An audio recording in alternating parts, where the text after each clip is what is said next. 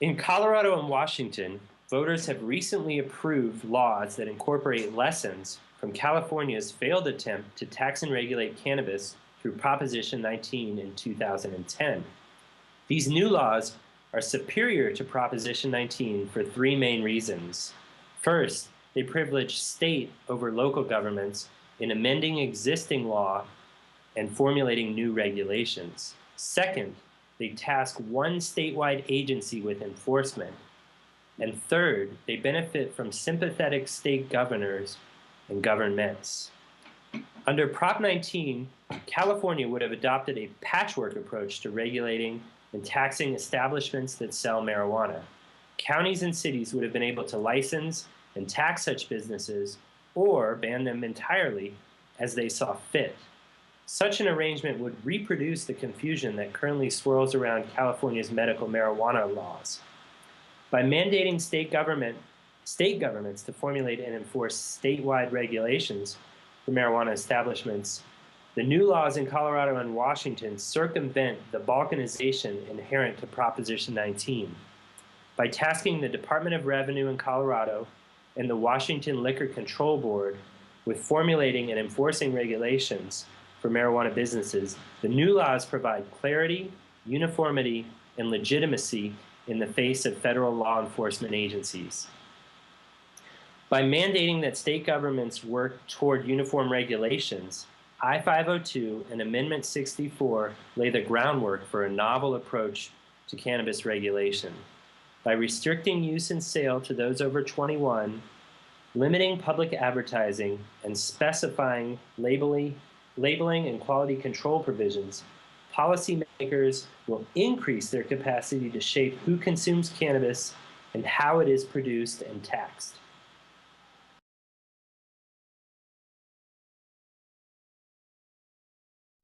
Now that Colorado and Washington have legalized marijuana for including recreational use, it's going to be very interesting to see what kind of regulatory requirements they come up with.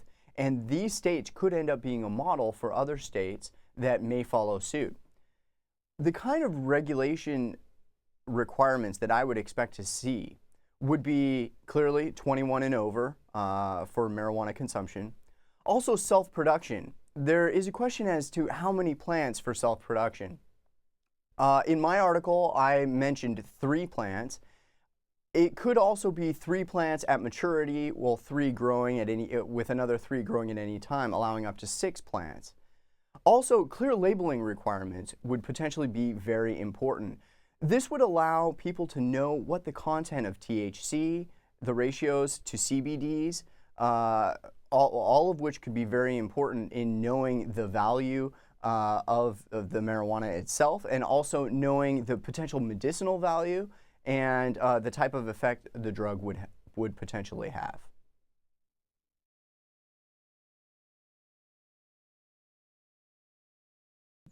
There's no doubt that the federal government will take probably two courses of action, probably 3. One is to allow the states to continue with their decriminalization initiatives.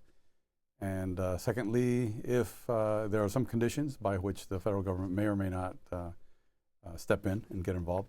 And thirdly, the solution to those ensuing problems is a reform at the federal level of the Controlled Substances Act, specifically the placement of marijuana on Title I.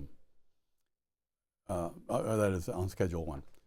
So on the first part, whether or not the federal government would step in to enforce any of the activities or the decriminalization activities of the states, I think will depend largely on whether or not marijuana cultivation and marijuana sales becomes a wholesale activity. That is to say that it goes beyond personal use activities. If wholesale on the criminal side, not wholesale on the commercial side, because there is some commercialization of marijuana in those states. That is to say there's dispensaries and other businesses that are actually handling marijuana in quantities beyond personal use. That would probably continue to be accepted.